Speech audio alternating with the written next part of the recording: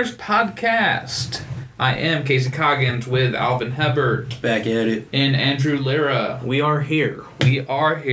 Another week in the books. Week 2 down. Major League Baseball playoffs start in 2 weeks, which we can't believe that it's already here. October. Yeah, it's around the corner. Yeah, that also means that the NBA is getting geared up to start. D Wade gonna play again. One last season On one leg. just a little tour. So 5 years from now, him and Carmelo are going to be in the same Hall of Fame class. Him, Carmelo, and Dirk, and Manu. Vince Carter, if he finally decides to retire, man, Vince Carter is like that. It's like the kicker on the NFL teams is like, man, he's like 40-something years old. He's still playing. like even Tom Brady. Morton Anderson going out there at like 44 years old, kicking field goals. Derek Anderson with all the grays. What is it? Franco from the Braves. He played until he was like 48 years old. It was still swole though. Yeah. I think his last season he still hit like 10 home runs at almost 50. But to begin the week, we're going to talk a little bit of the Major League playoff outlook, because we have most teams, I believe, only have 11 games left before tonight. So after tonight, we're down to the final 10 games. Next Sunday, I believe, is the end of the regular season. So looking at the standings, you have the two teams that have clinched a playoff berth. You have Boston, who clinched a long time ago, it seemed, but they clinched the best record in the AL last week. They were close to getting the Seattle Mariners record. Yeah, if they'd finish. No, I think they're at 150 games, so they have 12 games left. And I think the Mariners had 114. So they need to go 12-0 to get the record down the stretch. But I'm a believer in you want to lose like a couple games before the playoffs start to kind of reset the mentality, because if you keep the streak going, inevitably you're going to start thinking about the streak and feel more pressure than the playoffs already put on you. It's like when Atlanta, the college basketball team that goes undefeated for the season. Well, and wait, was it Atlanta or that Cleveland that happened to last year? Or was it 2 years ago? Cleveland, you're talking about when they went on that hot win streak? Even like the Spurs finished the regular season on like a 10-game win streak, and then they won the first 10 games of the playoffs. They swept the first 2 rounds, and they were on a 20-game win streak, and then they got blown out the last 4 games against the Thunder when the Thunder went to the finals. Back in the Harden, Ibaka, Durant, Westbrook days. God. Looking back at it, just like, shit, you got 3 MVPs right there. They would have been Golden State Warriors squad if they would have stayed together. Yeah. Possibly even more talented, which is crazy. Mm-hmm. So with the wild card, which I do think that in the next, I'd say 5 years, it wouldn't surprise me if the MLB expanded their playoffs to another team to kind of follow an NFL style format where the top 2 teams in each league get like a bye, and the 4 other teams play like a best of 3 series. Because I think that would be very intriguing, and baseball's more popular during the playoffs, so the viewership that they might miss out during the regular season, they amp up. Baseball's more important when there's something on the line. Right, yeah. Because what we're going to get into is the fact that, the St. Louis Cardinals started off so slow, and yet they're a half game up for the second wild card in the National League. At this moment, they're playing the Braves, who have a solid lead in the NL East. And they're 3 games behind the Brewers. So they would be playing Milwaukee, division rival, in that first wild card game at this very moment. And I think, like me personally, I would think that St. Louis would win that because they have more experienced players. And they just, like with Molina and the pitching staff that they have, some of the other guys that have been there, the Colton Wongs of the world, I think that they would steal the game against Milwaukee, because Milwaukee doesn't really have that shutdown pitcher that you want in a game like this. So who do y'all think is going to get into that wild card game for the National League? Because right now you have Milwaukee. They're 3 games up, so they're kind of comfortable right now with the 11 games to play. And then St. Louis, Colorado, Arizona, Philadelphia's 6 games back, and then you get into the Pittsburgh, Washington, who are 7 games back behind that second wild card spot. But this also includes the fact that the division leaders, Atlanta, they're 6.5 games up on Philly. If Philly was to catch them, which is unlikely, then Atlanta would be a wild card team. And then the Dodgers are only the half game up on Colorado, so they could fall back into the wild card. The Cubs are 2.5 games up on Milwaukee, 5.5 on St. Louis. So if they struggle down the stretch, they could fall into the wild card. Who do y'all expect to see in that wild card game at this very moment? Alvin, I'll let you lead off. I think it's going to stay pretty much pat with the Brewers and Cardinals. Just because I feel like if Colorado wants to get in, they gotta beat the Dodgers out for the division. If they don't, then I don't see them getting a wild card spot. I feel like once you're in that like 6 game like threshold, 5 games, I feel like you dug yourself a pretty deep hole right there to get out, and so I don't see like Philly or Washington. Yeah, it'll be 6 and plus. Pittsburgh 7 games out of the wild card. Philly, Washington, and then Arizona. Yeah, like with those, like they'll have to pull off like a Cleveland Indians type of thing that doesn't happen. Like you see it like often, but it's still rare. That's the thing with some of these teams is like the Rockies have the hardest schedule coming down the stretch. But like the Diamondbacks, they're at home against the Cubs right now, tonight and tomorrow. Then they're home against Colorado. Then they're home against the Dodgers. And then they're on the road against the Padres. So if they take care of their home games, they take care of the leader in the NL Central, and then the top 2 teams that are above them in their division. So let's say they go. Well, Arizona lost yesterday, didn't they? Yeah. So. But let's say they go like, there's 1, 2, 3, 4, 5, 6, 7, 8 games against playoff people right now, playoff teams, and if they go 5-3, and the two of the games they lose are to the Cubs, with the Rockies and Dodgers playing right now, and they go 5-1 against the Rockies and the Dodgers, and they're right back into the lead of their division. So yeah, like with those, like you're like hoping like other stuff happen, right? To, like, get you in there. There's a lot of things that have to happen. Yeah.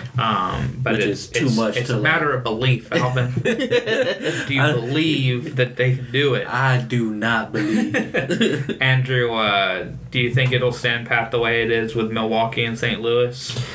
I'm looking at it, and I don't see it changing. They're both, out of their last 10 games, Milwaukee's won 7 of their last 10. St. Louis has gone 500. They do have a series against each other. So one of those teams is going to drop in the wild card standings. That might determine who. I think that's where the game's being played at. Yeah, I mean, because that might determine where it's being played at. On the 7 games, Christian Yelich has just been carrying the Brewers' bats. Like, yeah, he's inching his way to the top of the NL MVP voting, especially with his second cycle in the last 3 weeks last night. Yeah. Against the same team, which is the first time that anybody's done that in Major League history. 2 cycles against the same team in the same season. The Brewers St. Louis, but I mean they're down right now to the Reds. That tonight. series could determine where the wild card game's played, but it could also depend on who's facing the Rockies in the wild card. You think the Rockies are getting in? Well, I mean, one of them's going to be going down. Yeah, one of them's going to drop in the standings because they play each other. The Rockies are playing the Dodgers, and the Rockies then play the Diamondbacks. So, the people who put together this schedule, it was like they knew that it was going to come down to the wire because you have the Brewers playing the Cardinals. And I mean, the Brewers probably have the easier schedule down the stretch out of the Central teams because the Cubs have the Diamondbacks. Oh, I guess the Cubs probably have it about as even as the Brewers because they have the Diamondbacks tonight and tomorrow. Then they have the White Sox, who are at 59 and 90. Then they have the Pirates, who are trying to make their push to get into that second wild card spot. And if they finish off hot, they could maybe even slip in because all of the teams at the top are playing each other. They're beating each other up. Yeah. And then the Cubs finish with the Cardinals at home. So, if anything goes awry for any of these teams, they're out of the playoffs. And St. Louis probably has it out of the 3 Central teams. They have it the most difficult because they finish with the Brewers and then the Cubs. And they're playing the Braves right now. Yeah. And they just gave up a home run, so they're down 1-0 in this game. Y'all both have it, Milwaukee, St. Louis. Yep. Yeah. Is it going to be in Milwaukee? Yes. Yeah. It's looking that way. Yeah. So I actually think that with coming down the stretch, I think Milwaukee is going to get in, but I think they will play whoever comes in second in the West. Because St. Louis plays Milwaukee and the Cubs coming down, it's in their final 6 games. I think one of these NL West teams will take care of business and finish just ahead of St. Louis, and I'm actually going to say that it's going to be the Rockies that get that wild card spot, and they'll be playing in Milwaukee. So I do have Milwaukee hosting that home game, but it'll be against Colorado, and I think that'll be a really interesting game because the Rockies probably have a better number 1 pitcher in Kyle Freeland. I think that's their main ace. I have to double check because as far as I remember, Kyle Freeland's their main guy, but their offense is so damn powerful with Arenado and Trevor Story and Charlie Blackmon and DJ LeMahieu, and that's kind of what the Brewers have ridden all year is the fact that they have Aguilar and Yelich and Kane and they have a pretty powerful lineup too.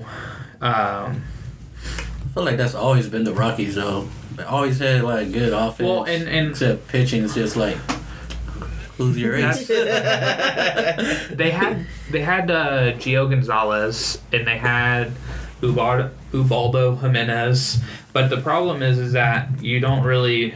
Their numbers are going to be skewed because they're playing in Colorado where the ball flies. So there are a lot of times that the Rockies' best pitcher, his ERA is 4 at home and 2.7 on the road because at home, if anybody makes solid contact, that ball's going over the fence. So it is a hitter's paradise out in Denver. But I do have it in Milwaukee, Colorado. And then right now I see the division leaders at this moment standing pat. Atlanta, Chicago, and LA. And I think we can all agree that the biggest disappointment of the year is Washington, who... they were in the lead. Yeah, they were in the lead a couple months ago when we were talking about baseball. Right, yeah, they were... They got come on strong a little bit, and then over the last... it seems like over the last couple weeks they've fallen back down the rabbit hole. So they're definitely the biggest disappointment. But nobody saw the Braves and the Phillies being this good this year. So it's a little bit of the disappointment of Washington and the surprise of Atlanta and Philly that's led us to this situation. Now, sliding over into the American League, like I said, Boston, Cleveland already clinched. Right now, you have the Yankees at 91 and 58 as the second wild card. Then you have Oakland at 90 and 60. The Yankees are the first wild card. The A's are the second wild card. And then you have Tampa Bay at 83-66 and Seattle at 83 and 67. So it looks like it is going to be Oakland and the Yankees there. Yeah, it doesn't look anybody gonna because they have Tampa Bay 6.5 out of the second wild card spot and Seattle 7. So the Yankees have to just implode as well as the A's down the stretch for those teams to catch them. But there is hope for a team like Tampa Bay because they play a 4-game series against the Yankees. And the Yankees also have the Red Sox tonight and tomorrow and the next night. And then they finish up in a 3-game set against the Yankees. So they have they have 6 games against the Red Sox and 4 games against the Rays. So there is a chance that the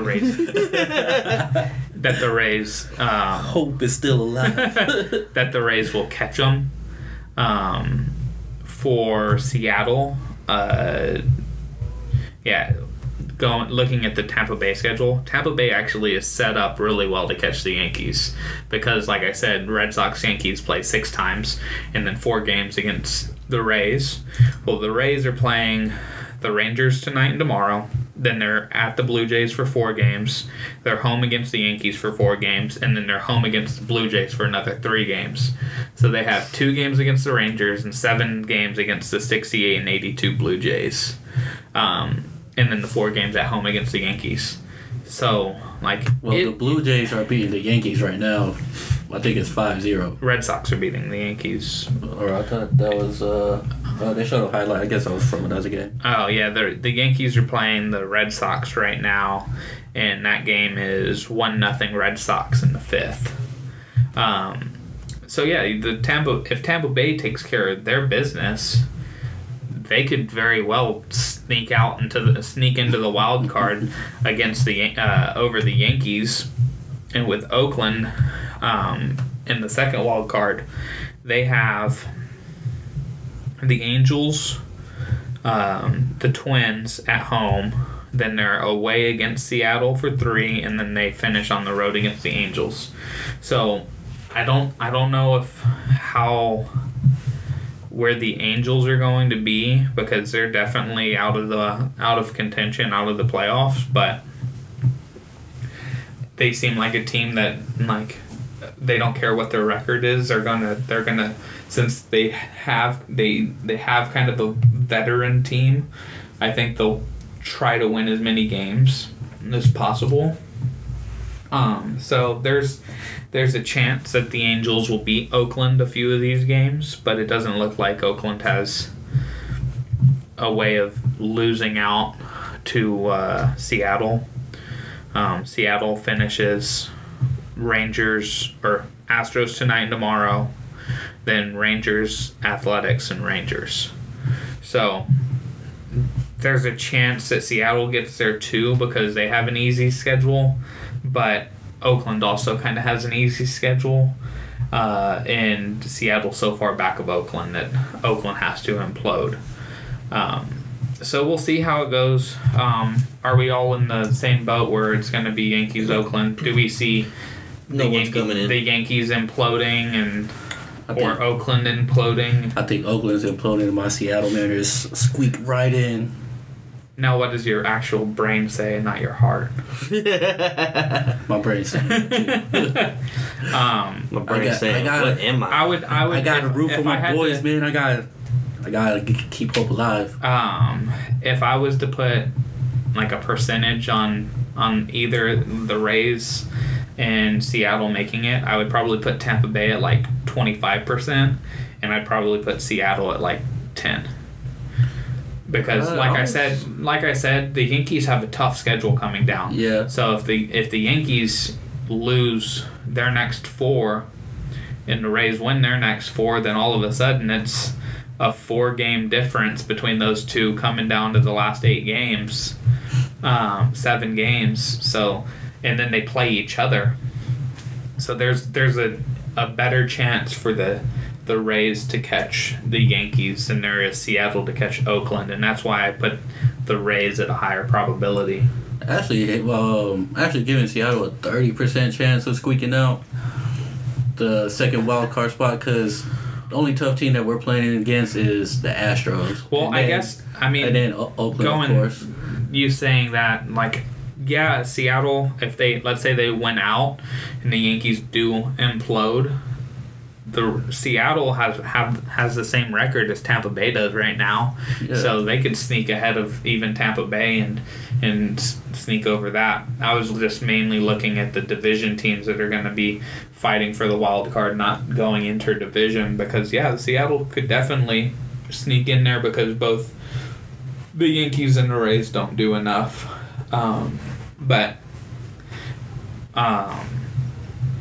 With the AL wild card, I see the Yankees at home playing Oakland. Yeah. Yeah. Had to think about that a little bit. I don't think there's much to think about. It was sounding like he was leaning towards that Rays squeaking in there.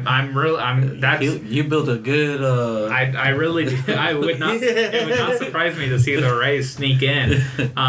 But I was thinking that I actually think that Oakland's. I had to rethink everything after what I just said. I think Oakland is actually going to host the wild card game because they have an easier schedule coming down the stretch against teams that have nothing to play for. And like I said, the Yankees are going down at the wrong time. And the only question to me for the Yankees schedule is if Boston tries to break the record. Because if they try to break the record and they don't rest guys and they play their full lineup and they pitch their full staff and they just say, look, we got to roll with it. We don't want to get anybody out of rhythm. That's where the Yankees are going to slide.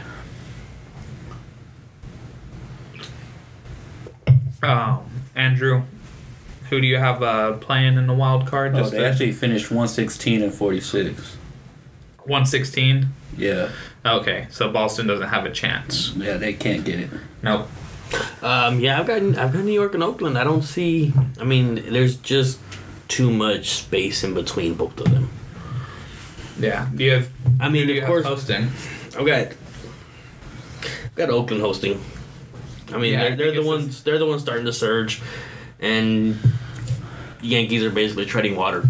Yeah. Which is not where they want to be. Even though they get Judge back, I think. But I think they're still waiting on Chapman to get back, or is he back already? We're in St. Louis. St. Louis takes a 2-1 lead. Sorry to interrupt. Yeah, so Chapman, I don't know. I think Chapman's coming back and Judge is coming back. I think they already activated Judge. Stanton is struggling and kind of coming up.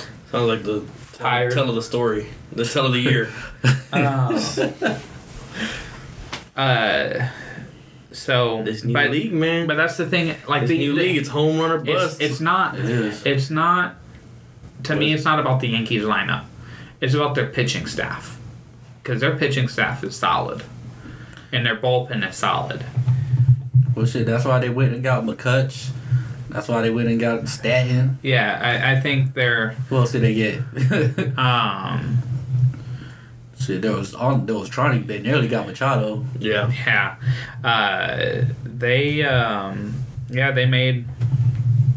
They made really good moves to solidify their team for this reason, to be able to get into the playoffs and not fall apart against the Astros, to be able to beat the Astros from last year, be able to compete with the Red Sox this year. With all those guys too, they're not paying luxury tax for the first time in like how many years? When was baseball invented? Right. Before that.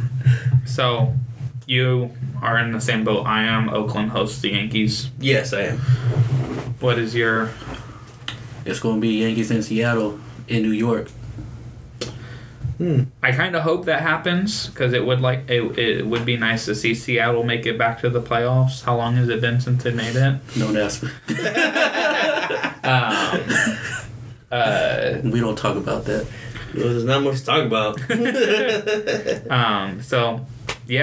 Next week we'll be able to talk a little more about what's been solidified, because we'll have some of these teams knocking each other out of contention. Well, let's get onto week 2, NFL. The Mahomes train kept on rolling. Pissed me off because He was my only saving grace in that matchup. yeah, Stafford put up 31 points and he got outscored by 21. Like and even the worst part about it isn't that Mahomes put up 52, because it happens. It's fantasy football, and quarterbacks are going to have good games. But if he would have played his backup instead, his backup scored 48. No chance. Yeah, Roethlisberger had 48 points, so it wasn't just Mahomes. It was whatever quarterback started was going to win the matchup this week. But if I would have had other players actually put up points, it would have been a lot more in the bag instead of. Well, it was close. It could have been like I could have said the same thing, because Jesus. My tight end didn't do anything, and like I have Kareem Hunt, and I was like, run the fucking ball. Why? Like, how many times they handed him the ball? 18, you said? I think they gave him the ball like 15 times. 18? They went 18, throw it. 18 for 75, and he only had one catch for 5 yards. Why is Mahomes making Sammy Watkins look good? Because the coach of the Chiefs is Andy Reid. So is it Andy Reid that's making Sammy Watkins look good? I think it's Andy Reid that makes every quarterback look good. Can you name a quarterback that has been coached by Andy Reid and didn't look good? The Eagles. Donovan McNabb. Jeff Garcia. Who? Jeff Garcia. Mike Vick. He rebuilt his whole entire game. Yeah. And then Alex Smith looked like he was going to be one of the biggest. He was going to be like the new Achilles Smith. Two times Pro Bowler with Kansas City. And now, everybody said that Mahomes was the better quarterback than Alex Smith last year. Like, players were like, you have to watch this kid practice, because in practice when they're doing drills, it's just not even close how much better he is than Alex Smith. That cannon, though. I don't know, man, but y'all got the easy divisions too. The crazy in this league. Y'all got the easy division. The crazy thing to me is that Mahomes has 10 touchdowns in his first 2 games, which broke the record that Peyton Manning and who else? Drew Brees might have had. Alvin, you're the only team in your division that won last week. Rash. Well, I played him, so somebody had to lose in that division. Yeah, but 3 of y'all lost. Mahomes has the 10 touchdowns in the 2 games. He has 38 completions. So he's throwing a touchdown every 3.8 passes he throws. Yeah. Or completes. Numbers are ridiculous. He was like, what, 23 for 28? Yeah. With 6 touchdown passes. Super epic. Hey, I play Casey this week too. Bottles are flying. Hell yeah. Bottles is popping in the podcast. I'm about to be double fisted Patron. Now, I don't know about that. Casey's looking to get him a bottle. I'm favored by 10. I have to get to the week. Oh, that's because I have a running back that's out, injured, and I haven't changed it. Oh, there you go. So, you'll only be favored by 2 when I make my adjustment. Yeah, like I picked... Oh, that's who. I picked up Greg Kittle because he had such a great game in week 1 with Jimmy G. And he had like 2 catches in week 2. And my backup tight end is Trey Burton. And he put up much better numbers. He had 4 receptions with 20 yards and a touchdown. So... and my defense had negative 2 points. It was just a bad week overall in fantasy for me. But outside of the fantasy games, there were the Fitzmagic continued. God. And I really don't... Reviving Deshaun Jackson's career. It helped that they started off the game with a 75-yard touchdown. To Deshaun Jackson. Set the tone. But the rest of the game, I think Philly's offense didn't really look that great. Jason Peters got hurt, so they're all pro left tackle. Jay Ajayi got hurt and left in the first quarter, so they didn't have him running the ball. So I think that as good as that defense is, your defense is going to look worse if you're not able to control the ball. And if you can control, like that's how the Eagles won the Super Bowl last year, is they were able to control time of possession and control games by little intermediate passes and running the ball. Defense coming up with plays. And then the defense being fully like rested on the sideline to come back in and make plays. That it kind of fed into the Bucs game. And Fitzpatrick had another really good game. I think he threw 4 touchdowns in that game. And they're the surprise team of the year. Dude, we had them at the bottom of the fucking division. We did have another tie. God, which that horrible, that bro. game. So I saw it happening. I was like, "That's gonna be a fucking tie." There's We got 3 minutes left and nobody's moving. Well, I laughed.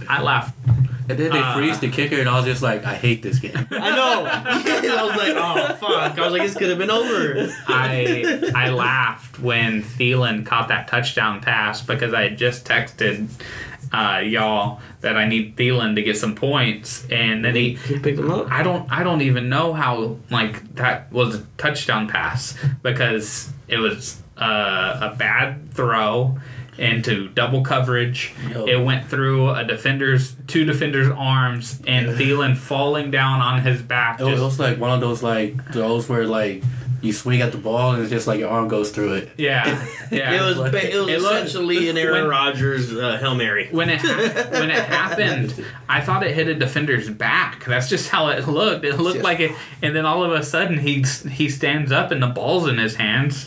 Yo, the concentration too to like keep the eye and then on the ball. The 2-point conversion, the route that Stephon Diggs ran was one of the best ran routes I've seen in the last 10 years because he runs this little slant and go, like a slant post or whatever it's called. Yeah, like a post, yeah. Post corner.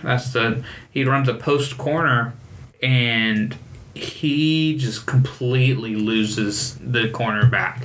And that throw too, Matt Ryan. That's how you throw a back shoulder. He threw it into the back corner of the end zone, so he threw it where he needed to. Exactly. Matt Ryan doesn't throw it where he needs to. He throws it back corner when he should be doing back shoulder, and he throws it back shoulder when he should be throwing it back corner. It was just perfect. Speaking of Matt Ryan, the Falcons scored in the red zone. Finally. Calvin Ridley got used, which was smart. God. Think of every team in the NFL. Can you think of a receiving trio better than Julio Jones, Mohamed Sanu, and Calvin Ridley? A trio? Yeah, like three receivers. It has to be receivers? 3 receivers that talented. And the only one, and this isn't me trying to be a homer, but the only one that's close is Golden Tate, Marvin Jones, and Kenny Galladay. It's a homer pick. Name another 3. Go. I'll wait. Name another trio, because you have 2 guys who were top 30 fantasy before the season, and 1 guy who was 42 for the Lions. Everything I come up with is 2. Yeah, I just keep coming to. I was like DJ Mike Evans, and there's Gronk, and now Josh Gordon.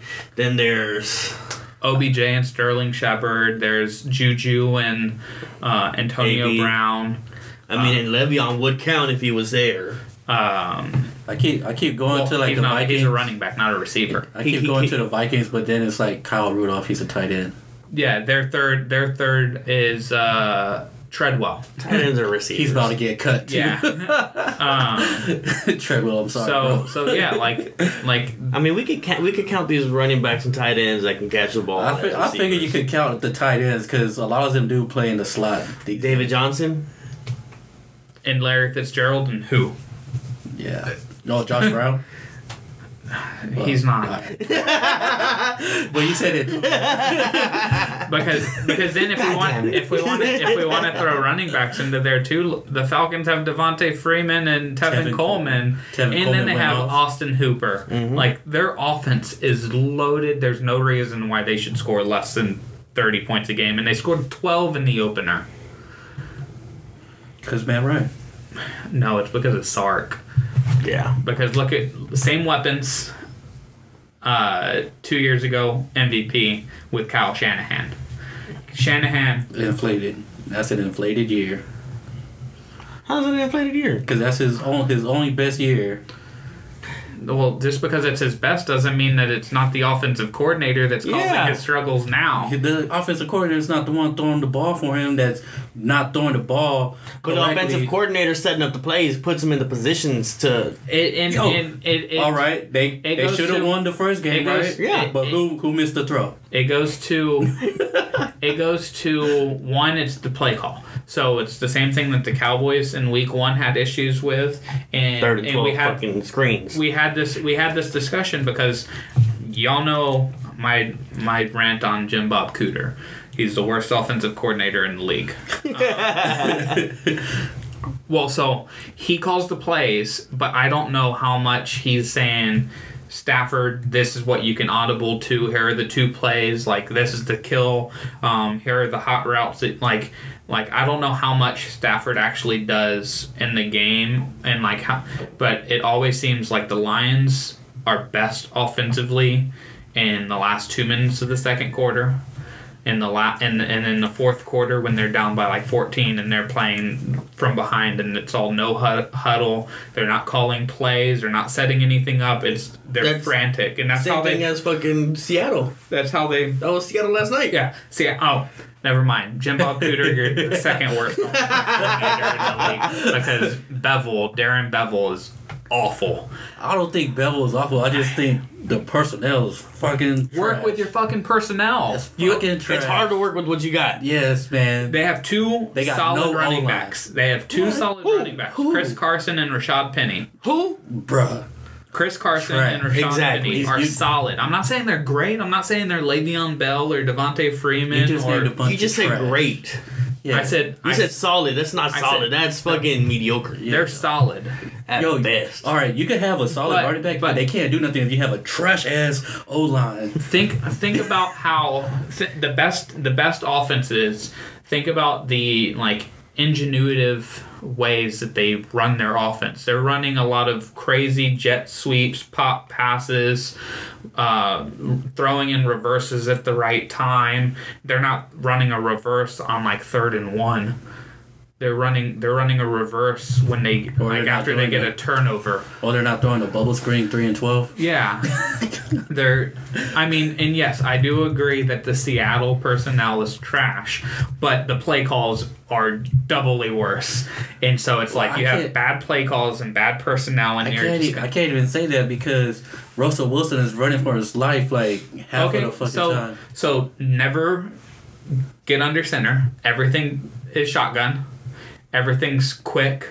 Three-step drops? People is gonna... No 3-step drops. Then what the hell? Just hiking... I said shotgun. No under center. Oh, yeah, that's a better fucking trio. Oh, Who? Green Bay. Cobb, Adams... Jimmy Graham?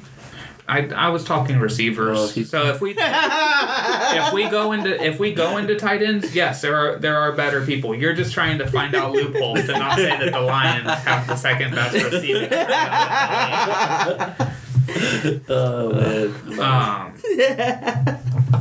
Because it's great. I think the Falcons' offense has the most weapons.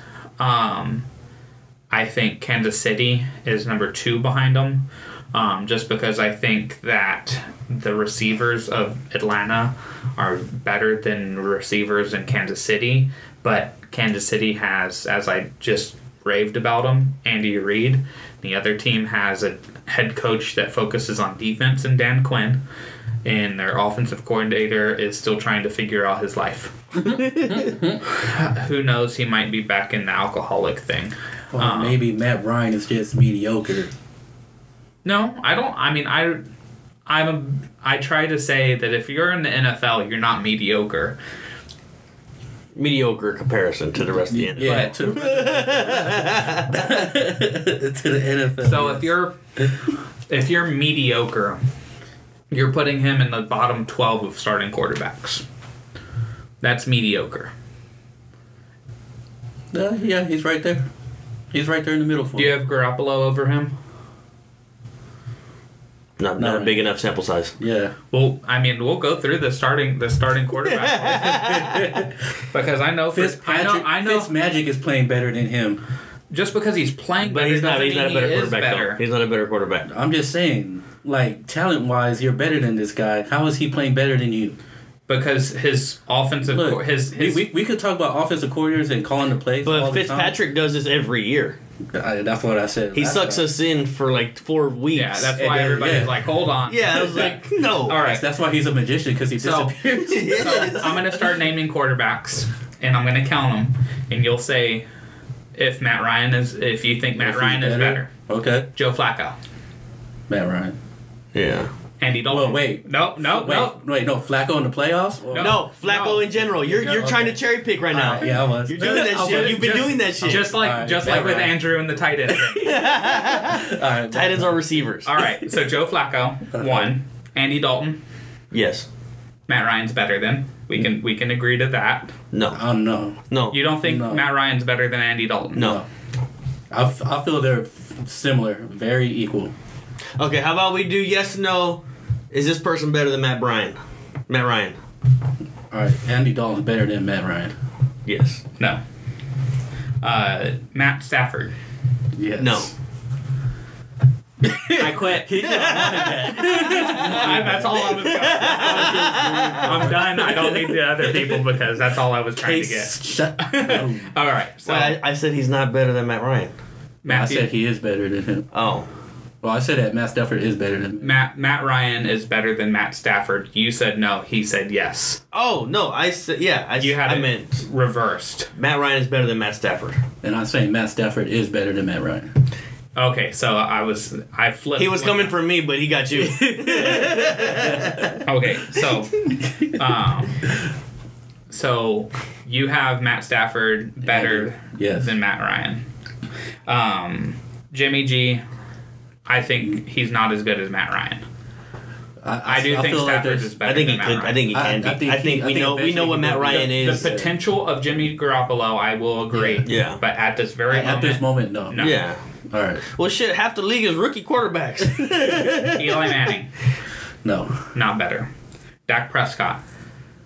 No. I would actually put. I have Dak Prescott with Matt Ryan. I was thinking probably the same. Equal, yeah. The same. If you're gonna put him equal, you're saying that he's mediocre. No. So I'm saying like because what Dak Prescott can do talent wise are things that Matt Ryan can't do. Andy Dalton, I don't think is at that same level. If you put Matt Ryan and Dak Prescott in the same body, they'd be the perfect quarterback. Matt Ryan can throw. Matt Ryan can throw the ball more than 10 yards. When people knock on Dak Prescott's arm, but that fool he could sling it. Yeah, he can. They just don't. Just not accurately. But again, it goes to it's like Des Bryant with his catches. So 3 drop passes and 1 touchdown. I think we all have yards. Matt Ryan isn't as good as Cam. No, he's not as good as Cam. Phillip Rivers. Phillip Rivers better. Yeah. Matt Ryan's worse than Phillip Rivers. Yes. We're in agreement on that. Nathan Peterman. God, don't even. Why you wouldn't even throw out that name? Josh Allen. Even that one. So he's not as good as Kirk Cousins. Because I think he's better than Kirk Cousins. I don't know. Ooh, I don't know about that one. I think I like that. I think I'll put. I think if Kirk Cousins looked at me, I would say I like that. I could probably call about 1,000 Redskins fans and be like, "Are you fucking kidding me?" Because he puts up a lot of numbers, but it's one of those where the numbers are inflated because in the last quarter he Tony Romo's it. Even though that's what everybody thought Tony Romo did is choke games away. That's what I said about his Matt Ryan's MVP, and y'all knocked on me on that. But Kirk Cousins, he had a home game against the Giants to make the playoffs last year, and he lost. All right, we're not talking about clutch gene though. We're talking about if he's better. Yeah. The clutch gene is part of being a good quarterback. His part. That's one part. And so is consistent end zone receptions, or red zone receptions, but we just hyped about Kirk Cousins making the perfect throw to Stephon Diggs. No, Ryan can't do. I said it was a terrible throw. Kirk Cousins to Stephon? Oh no, the route was phenomenal. Kirk Cousins. That throw was on the money. Well, yeah, because he's throwing to a 15-foot circle. Because he threw where he needed to throw. like that's. And did Matt Ryan did that? Nah, Matt Ryan would have thrown it away. That's what I'm saying. But that's again to the small sample size. You're picking one play out. Clutch gene. Not as good as Aaron Rodgers. Deshaun Watson. I think he's better than Matt Ryan right now. Marcus Mariota. No, not better. Damn it, Marcus Mariota should be though. Tyrod Taylor. Ooh. I like Tyrod. Not better than Matt Ryan. I'd say yes. I think Matt Ryan in Cleveland wins the first 2 games. Nah, not with that personnel. Well, are we talking about quarterback or are we talking about whole offense? Well, not that coaching. I mean, not the personnel, not that coaching staff. Yeah. I think because you want to knock on the offensive coordinator, that you're gonna go to Hugh Jackson's house and he's gonna let you in. Yeah. Come on. Come on in, guys. But I think Matt Ryan is better than Tyrod Taylor. He's definitely not as good as Drew Brees. Ryan Tannehill, I think Matt Ryan's better than. Yeah. Well, I think numbers-wise, but yes. Numbers are inflated, remember? Yeah. Sam Darnold.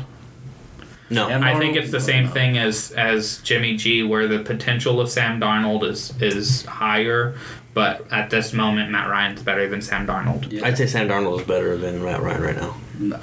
I think Matt Ryan's better right now. Pat Mahomes. Pat Mahomes is better than Much that, better. And I think it's talent-wise, Mahomes can do things that Matt Ryan could only dream of doing. Ben Roethlisberger. Better. Ben Roethlisberger. Better than Matt Ryan. Yes. I don't have it that way. Not anymore. 3 years ago, I would have said yes. Right now, this very moment, Ben Roethlisberger is not as good as Matt Ryan. If you had Le'Veon, he would be. James Conner's putting up numbers. It doesn't matter who's in the backfield right now. That Just because he's putting up numbers doesn't mean... I mean, that's not Le'Veon numbers. Carson Wentz. Better. We'll see. He's better and he's hurt. I mean, he just got activated. And this is his third year. He had the one good year last year. His rookie season wasn't very good. A lot of the numbers I think last year were, as we go on numbers, they're inflated. Helped out by this incredible defense. They won the Super Bowl without him, so I think the jury's still out on Carson Wentz. I think a lot of people have this well, look what he was doing before he got hurt thing. Same thing with Deshaun Watson. In the first 2 games, Deshaun Watson hasn't really looked very good. So we'll see when Wentz comes back. I think Wentz the ceiling is higher than Matt Ryan's. So we'll see if he gets back to that level. And if he gets to if he's at the same level this year that he was last year, that's when I'll say he's better than Matt Ryan. Jameis Winston and Ryan Fitzpatrick. No. No, as in Matt Ryan's better than both of those guys. Yes. Andrew Luck. Right now. At one point, I would have said Andrew Luck. I would have hoped so. But now, no. Alex Smith. No. Alex Smith is better. Yeah, just because he's a dink and dunk passer doesn't make him not a good... He's not a dink and dunk passer. He chooses to dink and dunk. But he can It's not what he does. All right, so he just does that sometimes. He was the best. He was the best deep passer last year. When he said, "Hey, let's try to throw 20 to 25 yard passes on some of these plays," and he throws them. He's a good deep ball. He's a good deep ball thrower. But if you look at some of the best quarterbacks of the last 15 years, look at the Peyton Manning offense. Look at what Tom Brady was doing a couple of years ago. Tom Brady didn't throw the ball past 10 yards. Well, what I'm saying is 90% of the time. People's perspective is that he's a dink and dunk passer, so they would just automatically say Matt Ryan is better, not knowing that yes, Alex Smith could throw the ball. Alex Smith is also a better running quarterback too. Yeah. Sam Bradford. He's better. Matt Ryan's better. Matt Ryan is better than Bradford. I'd say Bradford. You just saw him get goose egged by the Rams, right? Yeah, I know. I mean, that's going to happen a lot to the from the Rams. You did see them score. Yeah. You did see them score 6 points against the Redskins, right? Yeah, that's fine. Okay. That's fine. I just want to make sure. Just a couple bad weeks, bro. Sam Bradford has had 2 good years, and he's been injured the rest. And all this other time, he's all Sam Bradford is actually a good quarterback. Right. When it comes down to it, he's not a good quarterback. He's had 2 good years, and he's hurt a lot. He has the potential to be good. I mean, Should I have the potential to be good? No, not in the NFL. Slow it down. Not in the NFL. Everybody's got potential. Pump your brakes. Shit. Well, so like I said, when he's healthy, he is a good quarterback. The stats back that up. Right. So Andrew, his healthy year in Philly, he broke the record for completion percentage. Okay, so we could stand by what Andrew said, that he is a better quarterback than Matt Ryan? No. No, not at all. No, he's not better than Matt Ryan. I'm just saying, when he's healthy, he's actually a good quarterback. But I don't think he's as good as Matt Ryan is. All right. Last couple of teams. Case Keenum. No. Not as good as Matt Ryan, right? Yeah. Derek Carr. Better than Matt Ryan. Yes.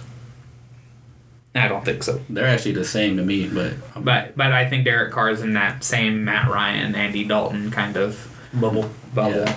Tom Brady. He's better. Blake Bortles. After this week, though, gasp. after what he did to New England, though. Russell Wilson, I think we all would say Russell Wilson's better. Yes. No. Even though I wouldn't say he's better. I'd say he's way better. it's tough. I think he's asked to do more than Matt Ryan is. He's done more magic. He's asked to do more with less. And then Trubisky.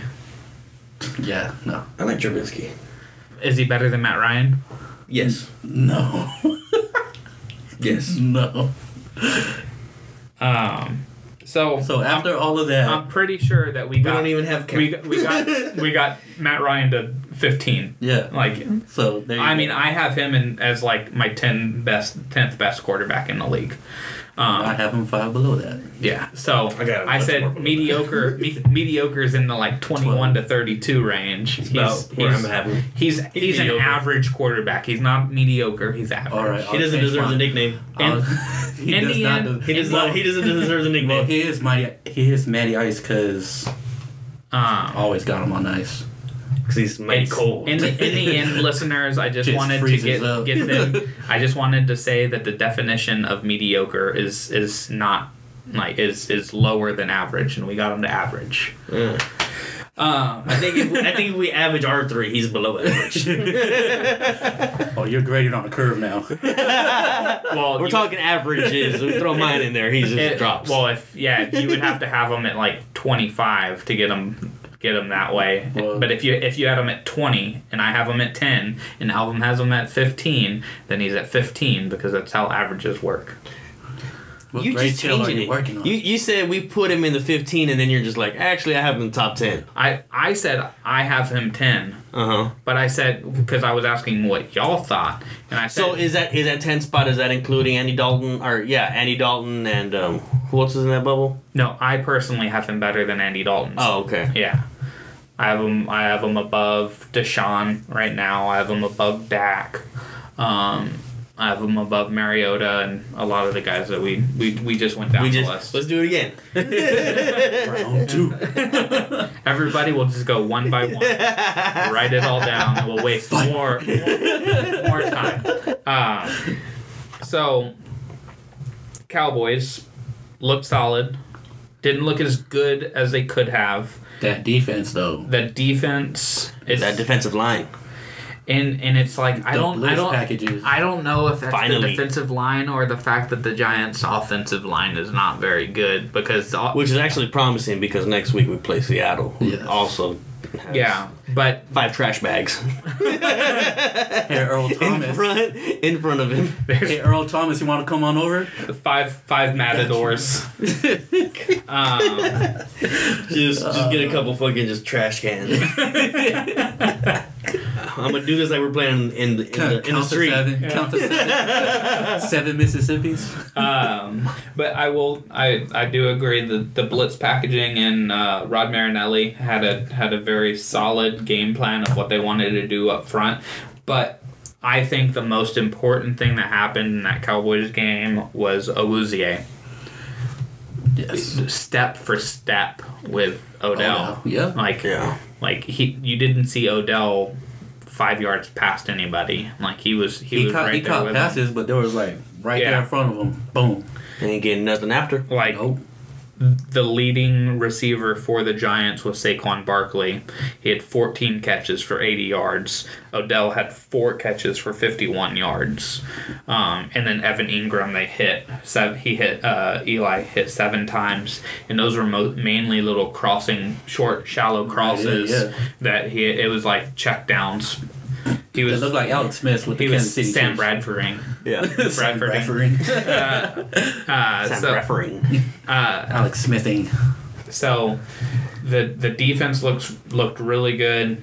And the defense looked good on week 1 too. It was just Dak looked much better, but it kind of goes to the same point that we were just talking about with offensive coordinators. they have to do a better job of diagramming plays and coming up with a scheme and making adjustments as the game progresses. Because I think it was the first or second drive that they hit Tavon Austin for the long touchdown. And then they got another touchdown with Zeke. And those were the two touchdowns they got. They stalled out after that. Yeah, so they still have work to do. And it is a lot of just adjusting to the personnel, I think. It isn't some of these other offensive coordinators, they've had the same personnel and they still just don't know what to do. Whereas the Cowboys this year, with all the turnover, no Jason Witten, no Des Bryant, bringing in new receivers, new tight ends. They still have Zeke, but who's the backup Cowboys running back right now? Probably Smith. Shit. Is it Smith? Probably. He's the only one that's what I'm saying is like you pretty much it's or Alfred Morris, is he still with them? No, he's in San Francisco. You have Zeke, and that's really your only offensive weapon. Dallas rushing numbers against the Giants, they ran the ball with Zeke 17 times. Still not enough. Dak Prescott ran 7 times, and Tavon Austin ran once. That was all the rushing. They didn't have a backup running back to run the ball. So they need to get a backup running back. They need to get somebody who can come in there and it'll allow Zeke to run the ball 25 to 30 times a game, because then you can throw in that third down back or some kind of back to give Zeke breaks in between, a series where you run 10 plays and 8 of them are runs with Zeke. They're having to figure out how to use Austin and Hearns and Gallup and Thompson. Terrence Williams is the same, and Cole Beasley is the same, but they totaled 3 catches in this game. There were only 16 completed passes by Dak. So they have to figure out what they're going to do with the weapons they have, because they don't have the weapons that Houston has. They don't have the weapons that even like the Eagles do. The offensive coordinator, Scott Linehan, Jason Garrett, and Dak need to figure out what the best way to move the ball and score points is, because if they're right now they're in the 2 games they scored 8 and 20. They need to be consistently scoring about 20 to make it to the playoffs. So going forward, we'll see what they do, but they do need to make some offensive adjustments, because there's no way that game should have been 20-13. It should have been more like 35-13. Yeah, we should have stomped a mud hole in them.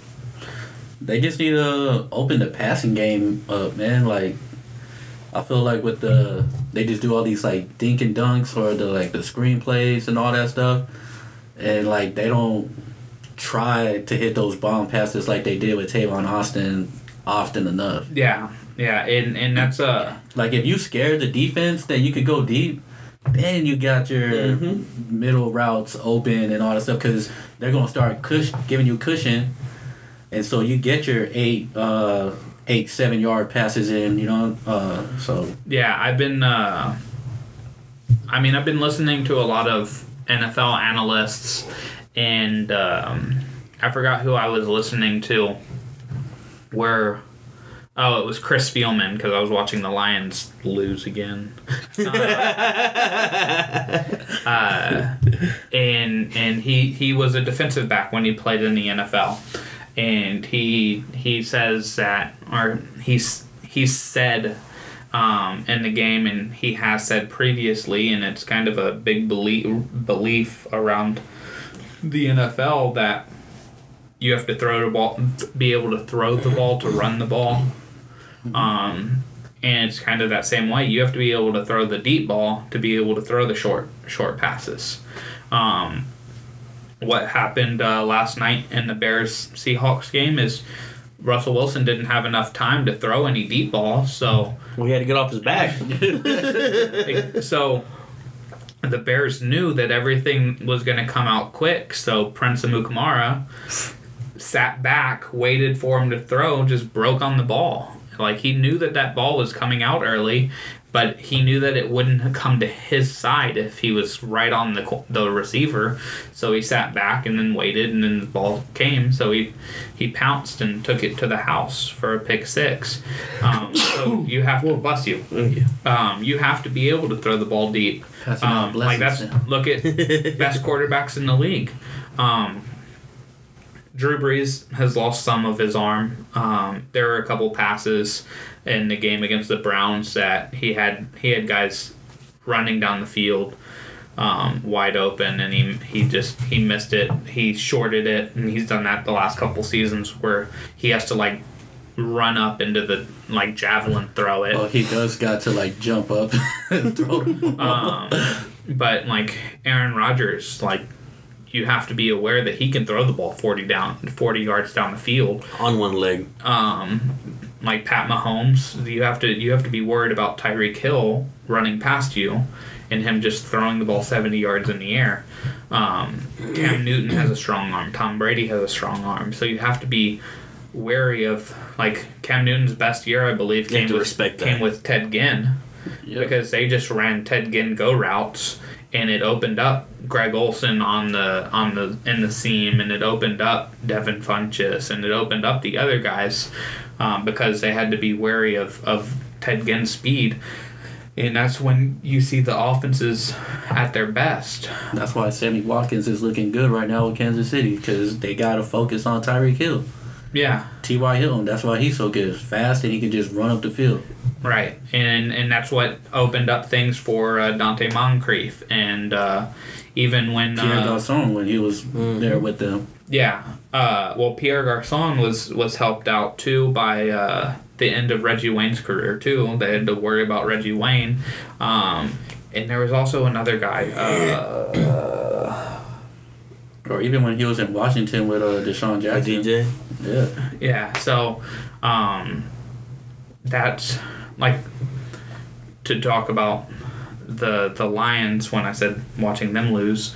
There were plays that Stafford missed open guys down the field because he overthrew the ball. I think it was 4 different times.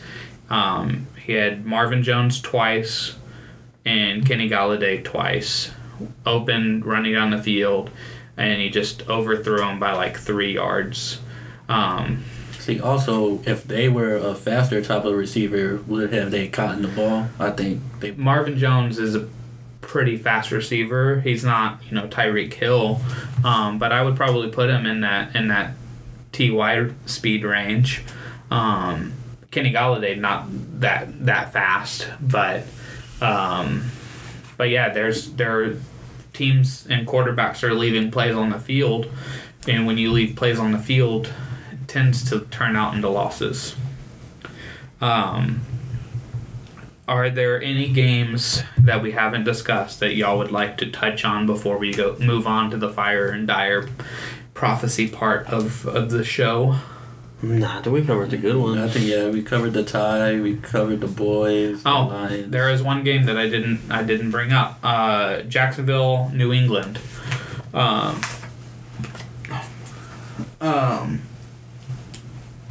Blake Bortles might have played the best game of his career. That was his best game of his career, I believe. I think he had one game where he had better stats. But I would probably say that this game was the best game of his career because they pretty much said, hey, you have to make the plays to win, to beat this team. Yep, no Fournette.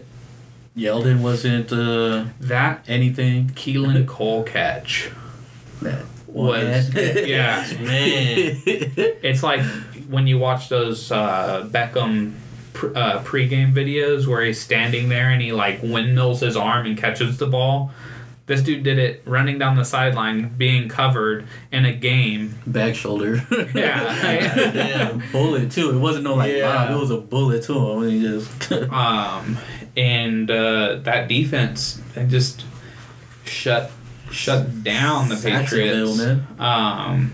Gronk had 2 catches for 31 yards, I believe, are the numbers. Dorsett was nowhere to be seen. Hogan, gone. Yeah, and I mean that's what I told April when I had that game on. And I was kind of keeping up with that game. I said Jacksonville did everything the same way that they did in the AFC Championship game to get the lead, and they did everything differently to keep the lead. Mm-hmm. Because instead of And this time Bortles was actually making the plays instead of relying on Fournette.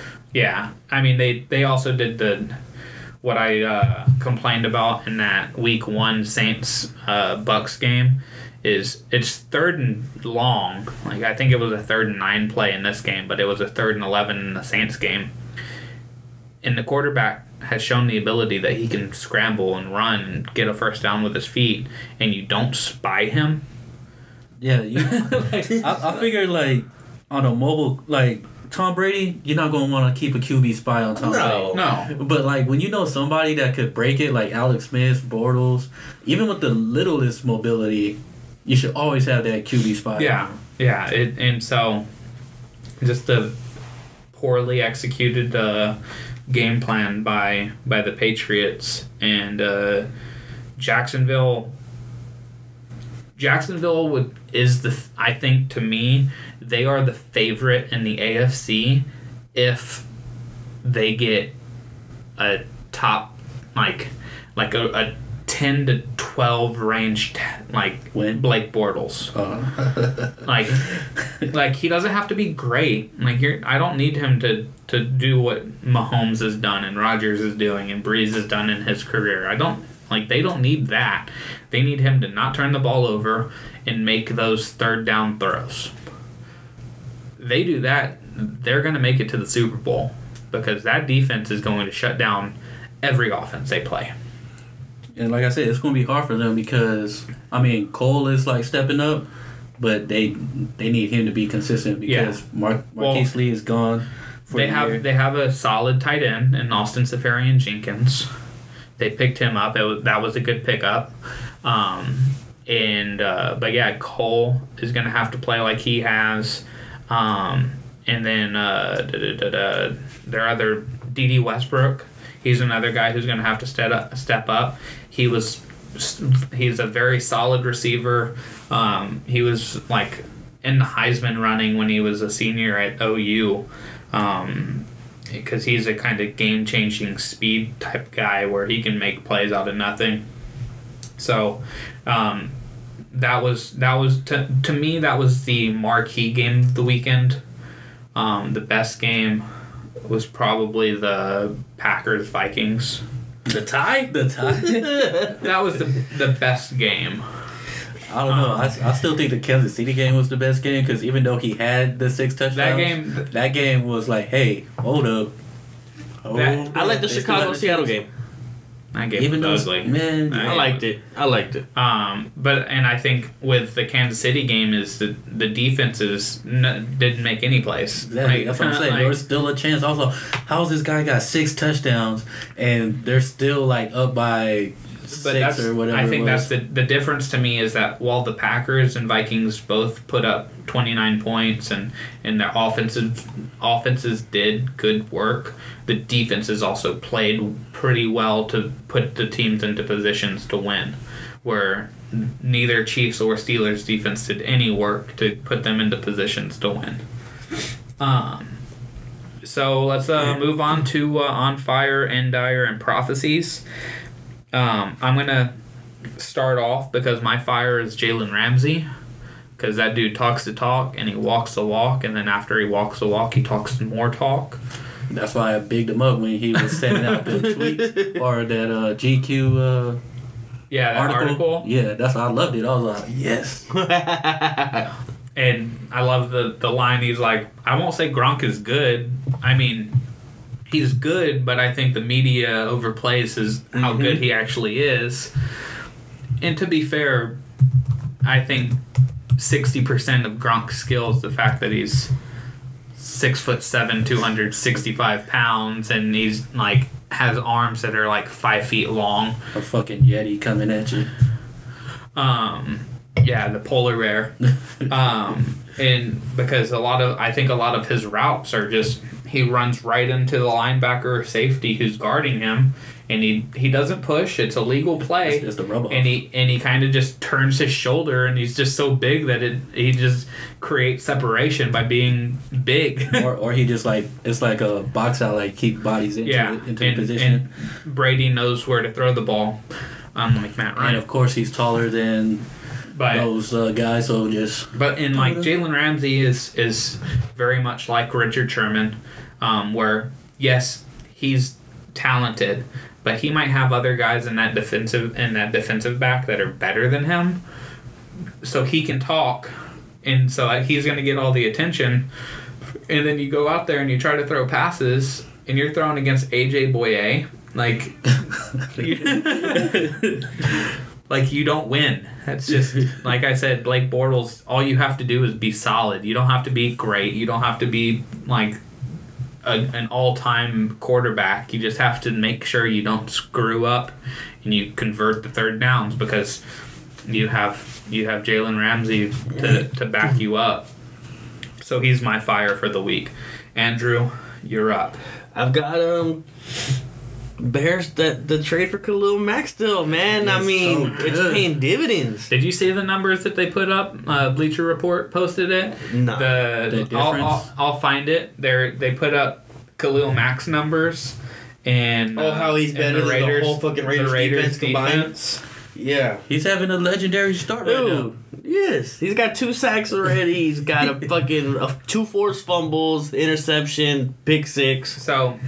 Here, in the first 2 games, Mack versus Raiders defense, they each have 2 sacks.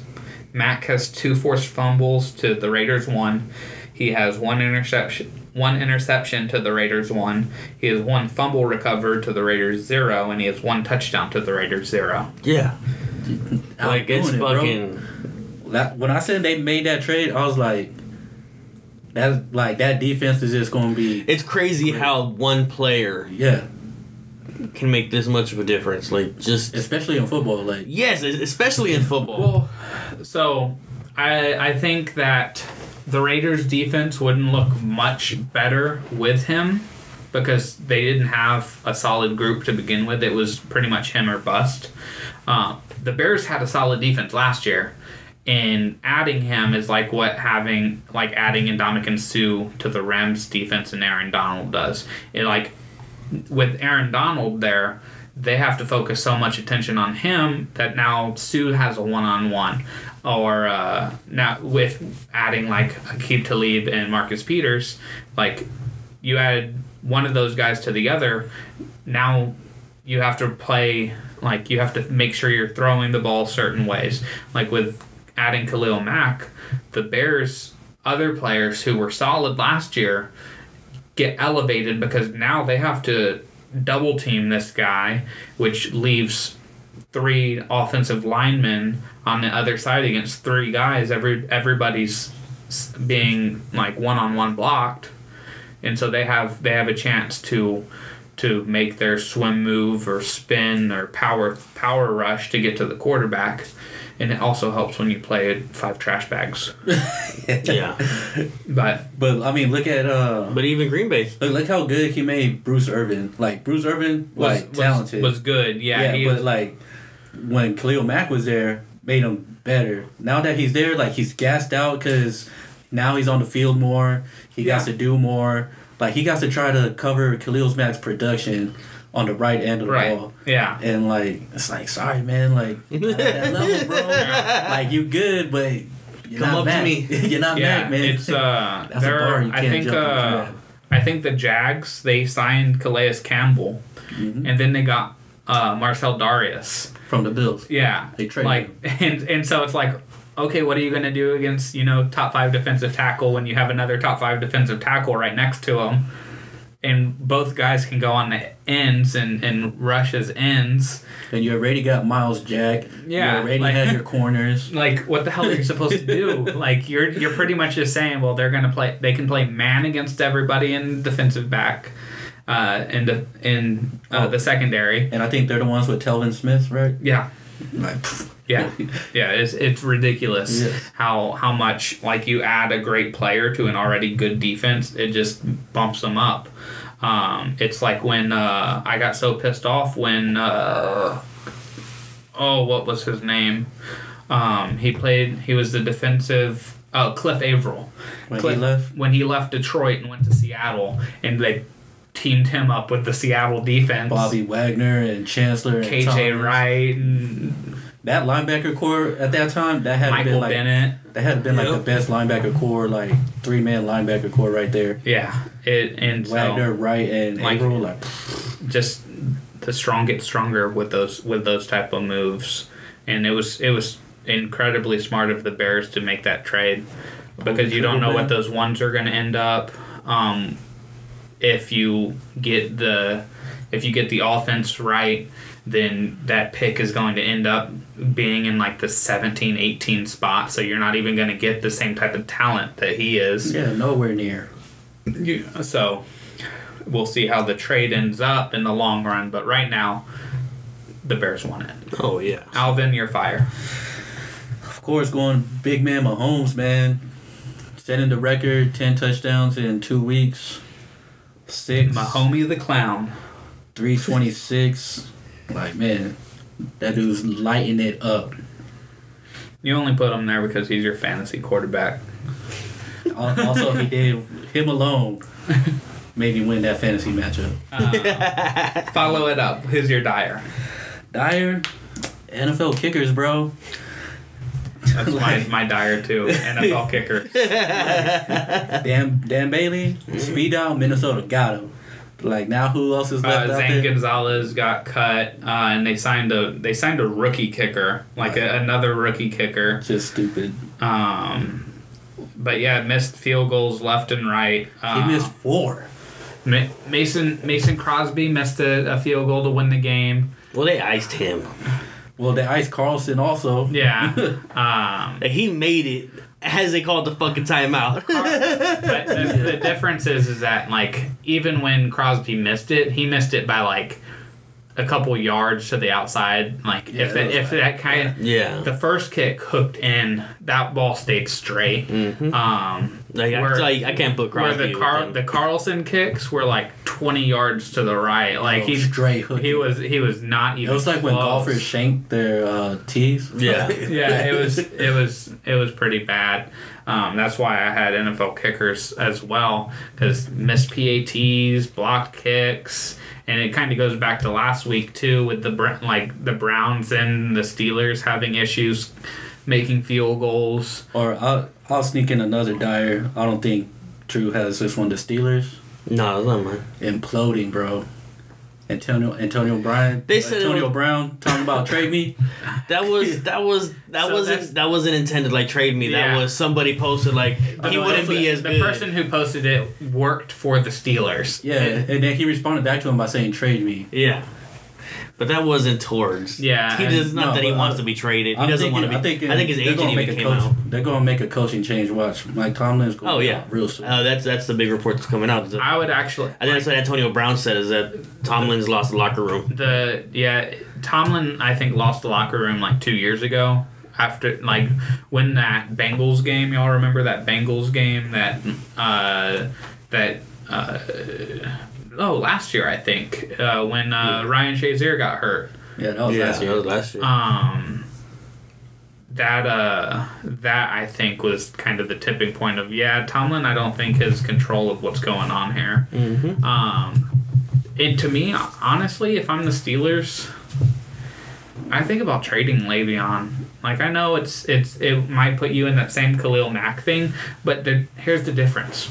He don't want to play for y'all anyways. You have a running back who has put up the same kind of numbers that he would do, whereas the Raiders didn't have anybody to replace Khalil Mack. He's younger. He wants the money. and if it was like if you were going to pay him this money, you would have already. So there's no reason to not pay the guy, and then have this situation happen. You need defensive help. Like I feel like NFL GMs should start taking the NBA mentality of like trade 1-for-1 for Earl Thomas. Get something in return instead of letting these guys walk for free on the offseason. Yeah. Just because you can use your franchise tag twice. Now you can't. You can. I think they changed it to twice. Yeah, I think you can use it twice now, but before you could use it as many times. It would just rack up. Well, I think now that you can only use it twice, like if you're not going to plan on giving him that money, like trade him and get something. Just like how Cleveland Brown got a 5th round pick for Josh Gordon. They were just going to cut him outright until the team started calling him. Yeah, you can get Le'Veon will attract a lot of offers from a lot of teams because of the talent he has, and I'm sure you can find. Can the Steelers even trade him after they tagged him? Wasn't there like a X amount of time before they can?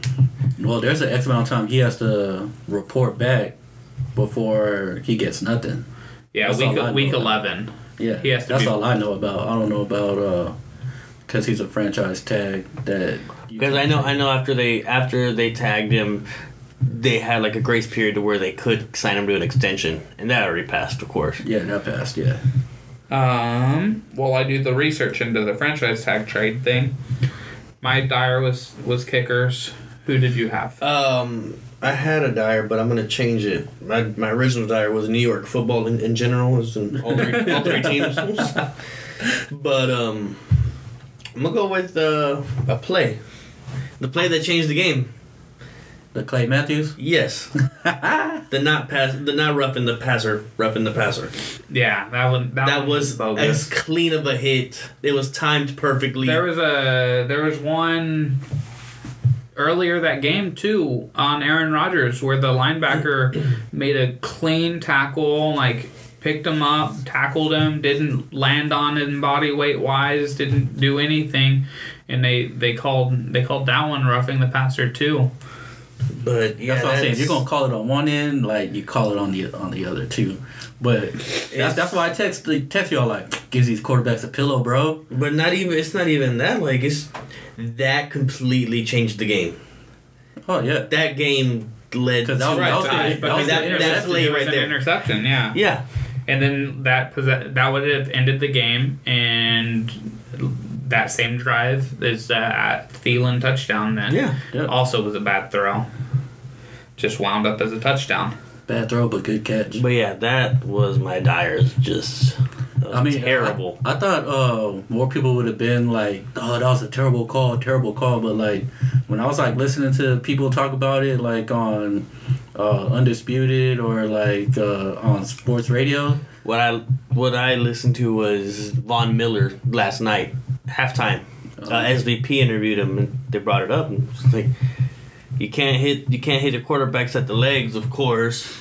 You can't hit him in the head, of course. And now you just can't hit him. Yeah. Like they're all like you can't land on top of them and you can't do like that was textbook tackle right there. He took him at his core. Yeah. Like there was no steps taken. There's a still of what's his name? Cousins? Matthews? Holy what game? No, the Vikings and the Green Bay game. You're talking about the one where the Viking got the pass interference.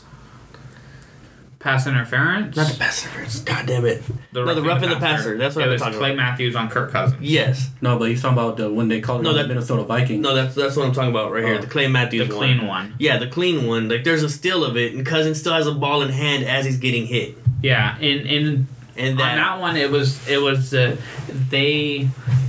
they called it because it looked like Clay Matthews landed on Kirk Cousins with his body weight, and that's what I think the biggest complaint is that like if you're going to tackle them properly, you are going to put your body weight on them. Like, it is... You're not just pushing them down. It's different from, like, driving them into the ground and naturally just kind of falling with them. Mm-hmm. And yeah, it was... It's a bad look for the NFL.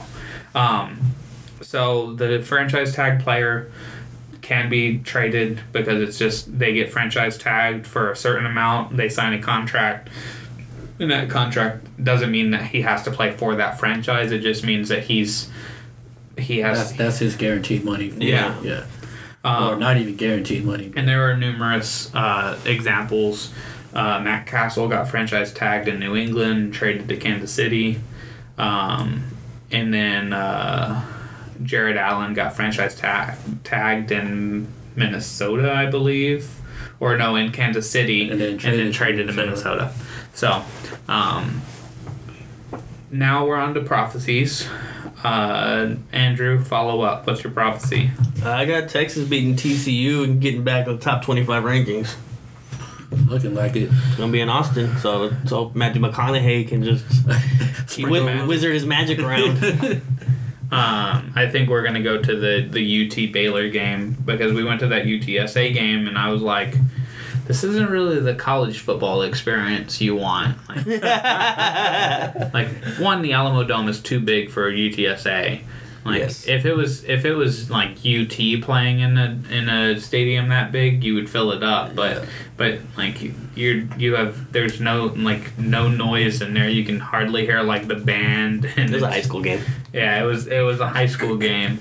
So I think we're gonna go to the UT game when they host Baylor and watch them. Nice. Alvin, your prophecy. The Browns will get off the schneid and beat the Jets Thursday night. Get the first win. What is that? 2-37 for Hugh Jackson. And don't forget the tie. Don't forget the tie. Yeah. Oh yeah. 2-37-1. My prophecy is that at this moment in the NFL season, there are 8 teams that still don't have a loss. 2 teams are 1-0-1, and 6 teams are 2-0. Only one team will remain undefeated after this season, after this week. Those teams are Kansas City, Miami, Green Bay, Minnesota, Cincinnati, Jacksonville, Denver, and the Rams. 7 of those teams will lose this week. 7 between the Rams, the Jaguars, the Chiefs, and the Packers. Yeah. 3 of them are going to be without a win. Or without a loss. 3 of them are losing. Yes. 3 of those teams are going to lose this week. Did you see who some of them were playing against them? The Jags play the Titans. Exactly. That's a win. Yeah. The Jags host the Titans. Yes. Kansas City plays... I think they played it. They host San Francisco. Another home game. Green Bay is on the road against Washington. And the Rams are at home against the Chargers. I say one team losing out of those. Yeah. Miami plays the Raiders. Hosting Oakland. Cincinnati are away against Carolina. And the Broncos are on the road against the Ravens. That's a tough one. Minnesota is at home against the Bills. That's actually the only team that I see winning. That's the surefire Half win. of these teams are home, and they're going to fucking lose. He's picking the surefire win, that's why. Against the Bills. The bonfire. Right. That's a trap game. Buffalo's going to win. Oh. That's a trap game. Watch. It's still Joe Flacco. Trap card we activated. end on that. We end on that. Thank y'all for listening. I have been Casey Coggins with Alvin Hebert. See y'all next time. And Andrew Lara. Trap game. Trap game. Trap card We are activated. fans of a different kind.